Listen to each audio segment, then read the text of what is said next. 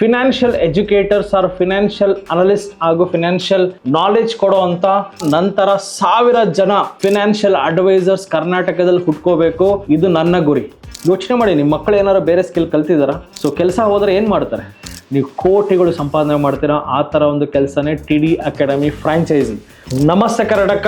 TD franchise stock market education field ಅಲ್ಲಿ ಚರಿತ್ರೆಯಲ್ಲೂ ಎಲ್ಲೂ ಕಂಡು ಕೇಳಕ್ಕೂ ಸಾಧ್ಯ ಇಲ್ಲ. ಅಷ್ಟು ದೊಡ್ಡ ಸಕ್ಸಸ್ ಸಿಕ್ಕಿದೆ ಅಂದ್ರೆ ಅದು ಟಿಡಿ ಅಕಾಡೆಮಿಗೆ ಮಾತ್ರ. ಒಂದು 5 ರಿಂದ 6 ಸೋರ್ಸ್ ಆಫ್ ಇನ್ಕಮ್ ಬರೋದು ಟಿಡಿ ಅಕಾಡೆಮಿ. ಇದೊಂದು ಸಿಂಪಲ್ ಆಗಿ ಒಂದು ಫ್ರಾಂಚೈಸಿ ಅಲ್ಲ.